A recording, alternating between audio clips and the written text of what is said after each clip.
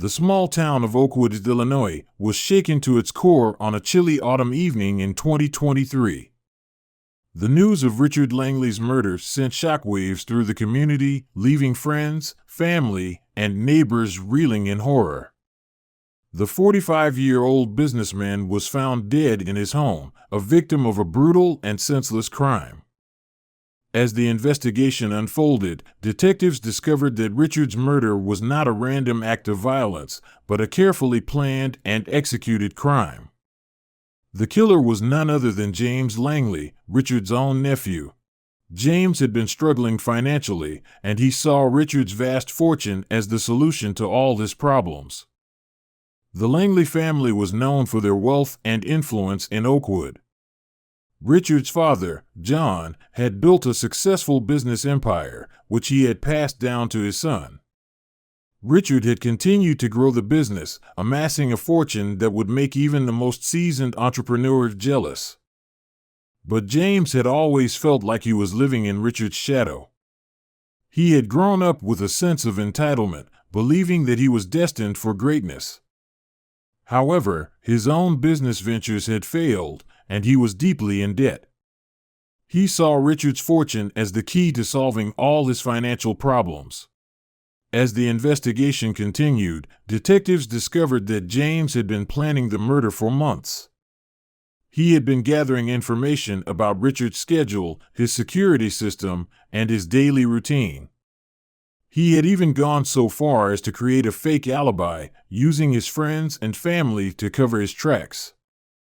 But what drove James to commit such a heinous crime?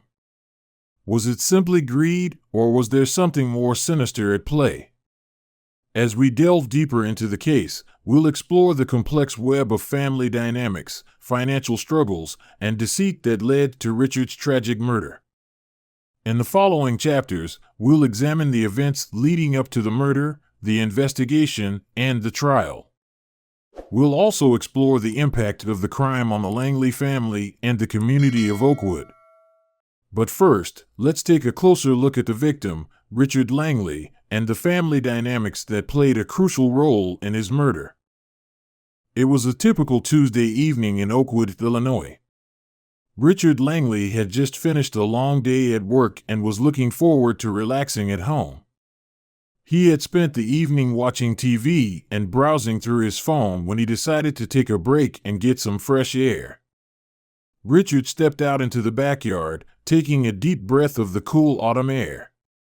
He walked over to the patio and sat down in his favorite chair, closing his eyes and letting the peacefulness of the evening wash over him.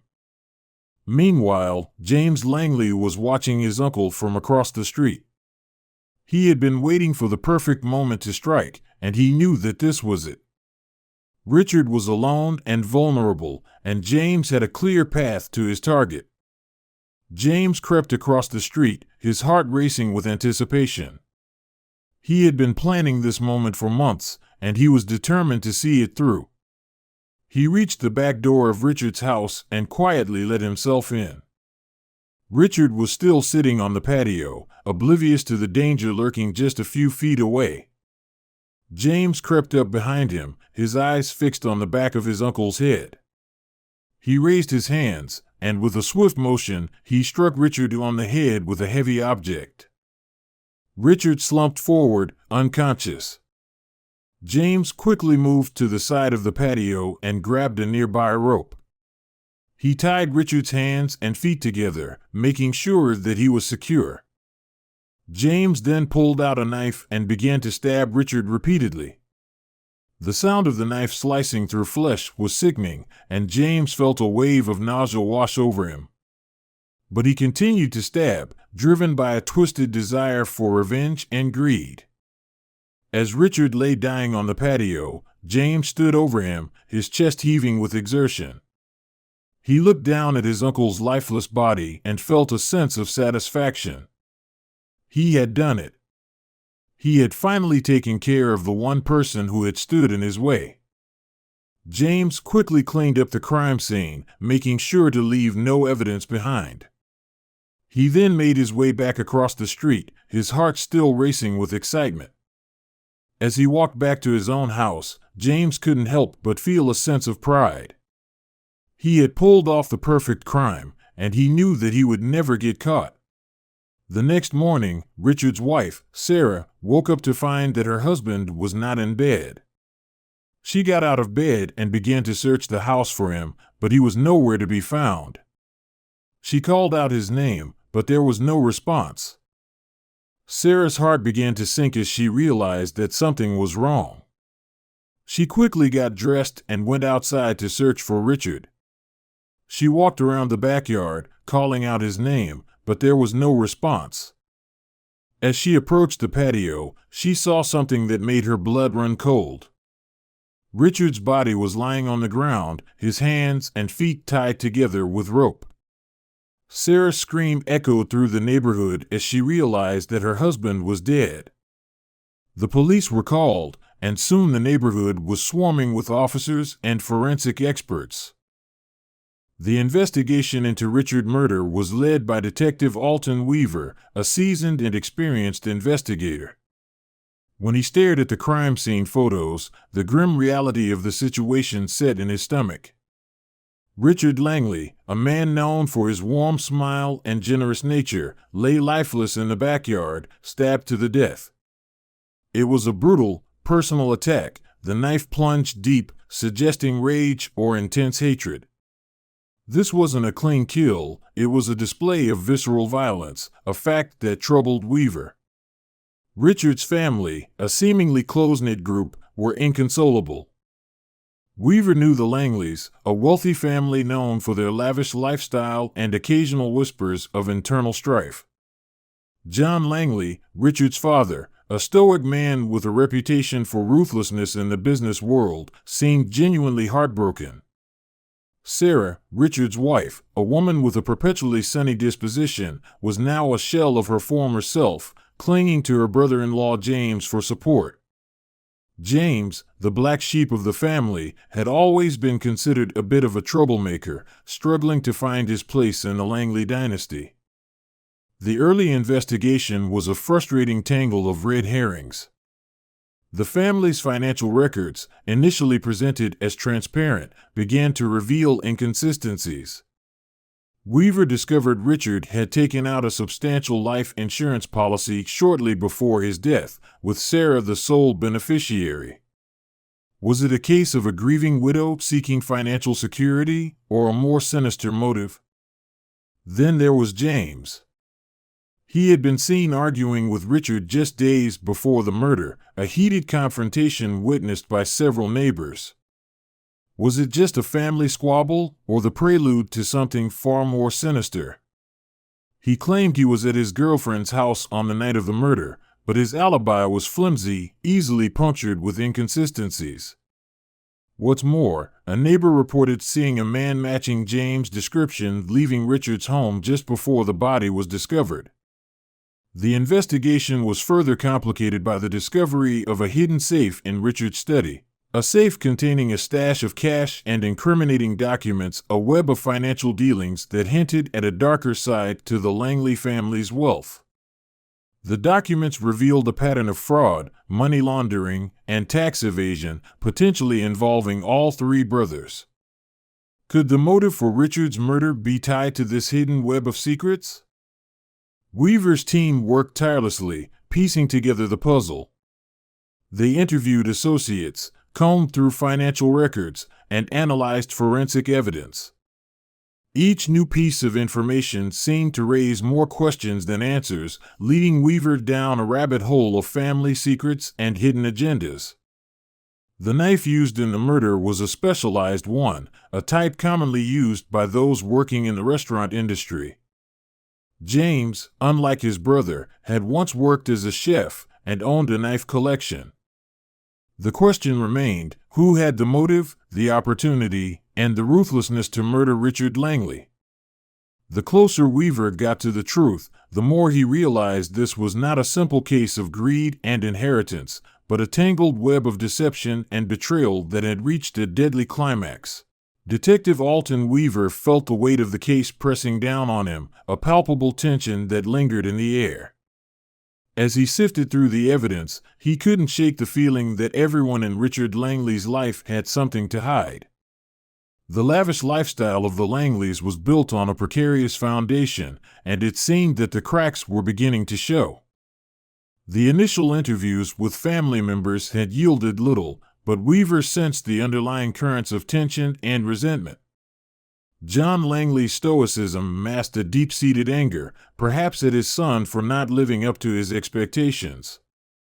Sarah, once vibrant and full of life, now appeared lost and fragile, her grief palpable but her motives unclear.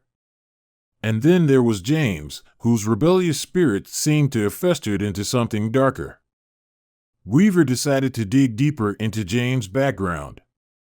He learned that after leaving culinary school, James had struggled to find stability, often bouncing from one job to another. His financial troubles had worsened, leading to strained relationships within the family. Had desperation pushed him to confront Richard? Or worse, to murder him? The knife was a crucial piece of evidence. Weaver arranged for forensic analysis to determine if it had been used in any other crimes. Meanwhile, he began to look into local restaurants where James might have worked or frequented. Perhaps someone there could shed light on his recent behavior or any conflicts he had with Richard. As the investigation progressed, Weaver uncovered more about the hidden safe in Richard's study. The documents suggested ties to organized crime, possibly indicating that the Langley family had been involved in something far more dangerous than mere financial misdeeds. Had Richard discovered too much? Was he about to expose his family's secrets? With each passing day, Weaver felt like he was peeling back layers of deceit. He decided it was time for a confrontation. He called James in for questioning again, this time with the weight of the evidence behind him. "James," Weaver began, leaning forward in his chair, "we know you had an argument with Richard just days before his death. You were seen leaving his home shortly before he was found. And that knife, it's one you could easily have access to." James shifted uncomfortably but maintained eye contact. "I didn't kill him. Yes, we fought, but I left to cool off.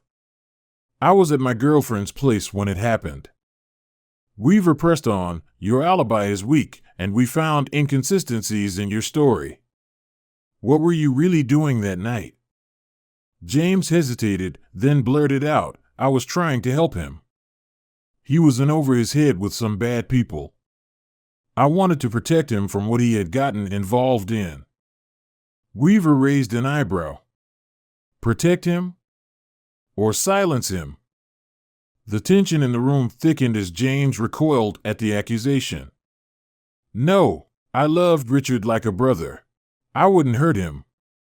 The detective could see the desperation in James' eyes, a mix of fear and anger that hinted at deeper emotions. But could he trust him? Or was this just another layer of deception? With the investigation growing increasingly complex, Weaver knew he needed more evidence to connect the dots between James and Richard's murder. He reached out to local informants who might have insights into the Langley family's dealings and any potential threats they faced. As he delved deeper into the murky waters of familial loyalty and betrayal, one thing became clear: Richard Langley's death was not just a tragic event. It was the culmination of years of hidden animosities and dark secrets waiting to be exposed. The clock was ticking, and Weaver needed to act fast before the truth slipped away like sand through his fingers. Detective Alton Weaver felt the urgency of the case intensifying. With each passing hour, he sensed that the truth was just out of reach, shrouded in layers of deceit and familial loyalty. He decided to follow up on the leads regarding the organized crime connections that seemed to intertwine with Richard Langley's life. The first step was to meet with his informant, a local bartender named Marco who had his ear to the ground. Marco had connections in both the culinary and criminal underworlds, and Weaver hoped he could shed light on any threats Richard might have faced. In a dimly lit corner of Marco's bar, Weaver slid into a booth across from the bartender. I need information about Richard Langley. Anything you know about his dealings or any trouble he might have been in." Marco leaned back, eyeing Weaver cautiously. Richard was a big shot around here: money, power, connections. But he got too close to some dangerous people. Word is, he was trying to pull away from them, but they don't take kindly to that. "What kind of people?"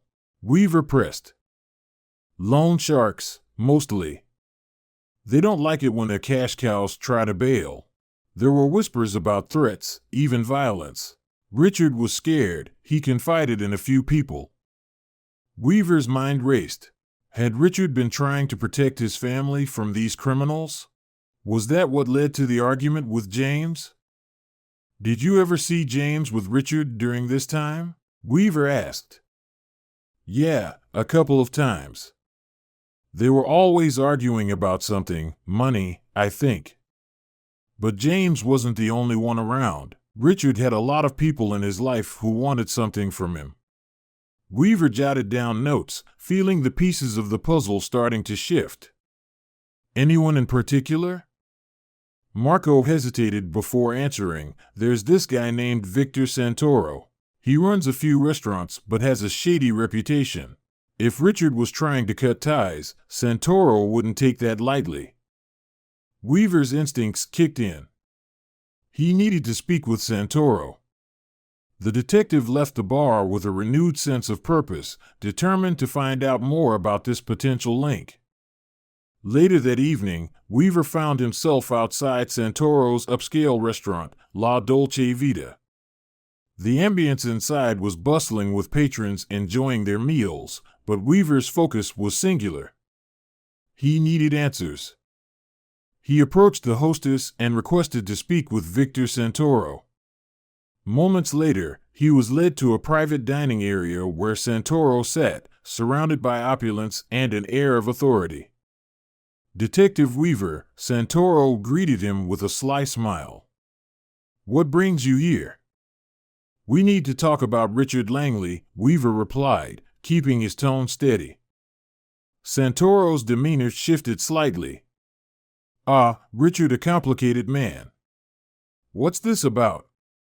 "Rumors suggest that he was trying to distance himself from some unsavory business connections. Your name came up." Santoro chuckled darkly. "Business is business, detective." Richard knew what he was getting into.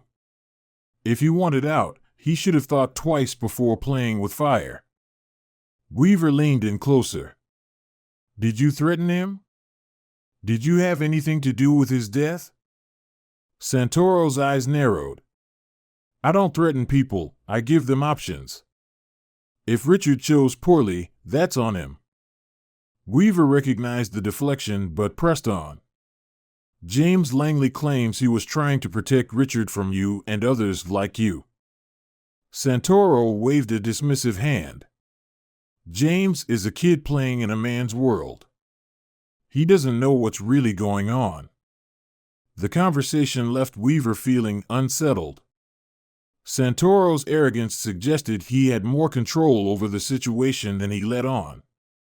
As he left the restaurant, Weaver couldn't shake the feeling that Santoro knew more than he was admitting. Back at the precinct, Weaver gathered his team for a debriefing. He laid out everything they had discovered so far: the family dynamics, James' potential motives, and now the organized crime connection through Santoro. "We need to dig deeper into Santoro's operations," Weaver instructed. "Find out if there are any records linking him directly to Richard or any threats made against him." As the team dispersed to follow leads, Weaver took a moment to reflect on the tangled web of relationships surrounding Richard Langley's life and death. He felt like he was standing at the edge of a cliff, ready to leap into an abyss of secrets that could either lead him to the truth or swallow him whole. The next morning brought new developments when forensic results returned regarding the knife found at the crime scene. It had been wiped clean of fingerprints, but bore traces of blood that matched Richard's DNA. Weaver's heart raced as he realized this was no ordinary murder. It was a calculated act that involved planning and precision, a message sent in blood. With this new evidence in hand, Weaver called James back in for another round of questioning.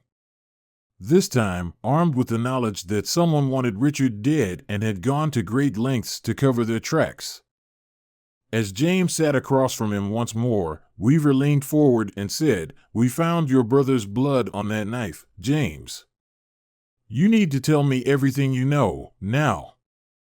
James' face paled as reality dawned on him, and for the first time since they began this dance of accusations and denials, fear flickered in his eyes.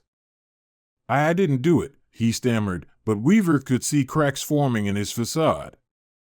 "Then help me understand how this happened," Weaver urged. As James struggled with his words, the detective felt the tension in the room shift once again. This case was far from over, and each revelation brought him closer to uncovering the truth hidden beneath layers of betrayal and fear. The weight of the situation pressed down on him, and his facade began to crumble. "I didn't kill Richard, I swear. We were arguing, but it was just about the business. He wanted out, and I was trying to convince him to stay in. I would never hurt him." Weaver studied James closely, searching for any hint of deception. "Then why was your brother's blood on that knife? You were the last person seen with him." James swallowed hard, his eyes darting around the room as if seeking an escape. "I don't know. I left the house after our fight. I was upset. When I came back, he was already gone." Weaver pressed further. "What about Santoro? You said you were trying to protect Richard from him. Did you confront Santoro?" James hesitated, then nodded slowly. "I did. I thought maybe if I talked to him, he'd back off. But when I got there, Santoro just laughed at me. He said Richard was his and that I was too late." The detective felt a surge of anger. Santoro had clearly manipulated the situation, but James was still a prime suspect. "You need to come clean about everything, James. If there's something you're not telling me, it could change everything." As the interrogation continued, James finally broke down, revealing that he had overheard a conversation between Richard and Santoro about a deal gone wrong, one that threatened their family's safety. In a fit of rage and desperation, he had confronted Richard that night but insisted he never intended for it to escalate to murder. Weaver listened intently but remained skeptical. The evidence against James was mounting, and the forensic team had uncovered more traces of blood linking him to the scene.